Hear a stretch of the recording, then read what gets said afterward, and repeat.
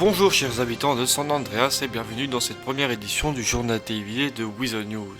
Sans perdre de temps, nous enchaînons sur le premier sujet.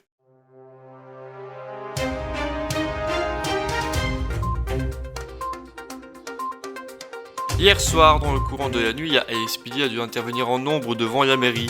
Le gang des bus s'y trouvait semblait ennuyer pas mal de monde devant la bâtisse municipale.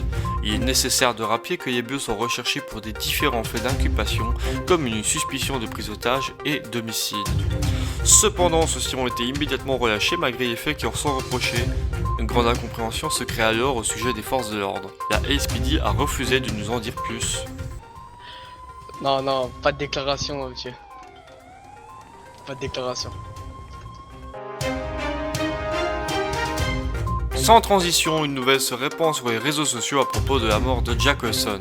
Effectivement, un message de sa famille a été publié sur les réseaux sociaux annonçant que Jack Olson serait décédé. Voulant en avoir la certitude, nous avons interpellé le service médical. On nous a appelé, donc on a été vérifier si le corps se trouvait sur place, mais il n'y était pas. Apparemment, il aurait été récupéré par la famille. Donc la famille a bien confirmé sur son compte Life Invader que M. Jack Olson était mort. Il a plusieurs impacts de balles.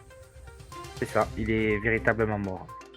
L'individu était recherché suite à des menaces qu'il a pu porter envers diverses personnes. Il était en cavale pendant près de quelques jours et aurait été pris en otage avant-hier soir selon nos informations. Une enquête du Weasel est en cours afin de vous tenir au maximum informé sur le dossier de Jack Olson. Nous entamons le troisième et dernier sujet de cette édition. Suite à la démission de M. Alphonse Junior au poste de secrétaire d'État à l'économie et aux entreprises, la gouverneure Jess Palmer a récemment nommé Paoli Garcio à ce poste.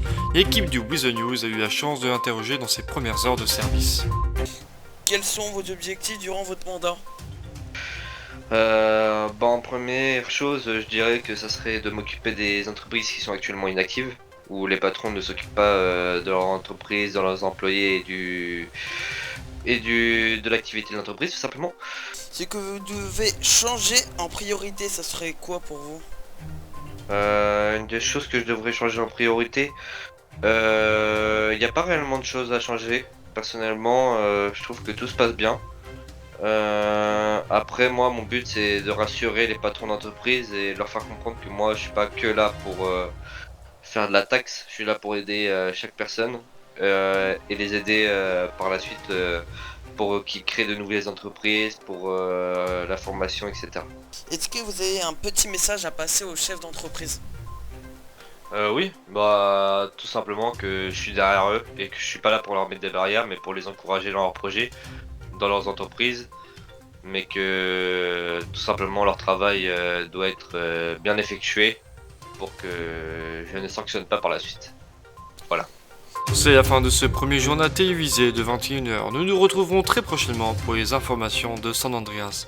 A bientôt sur vos écrans.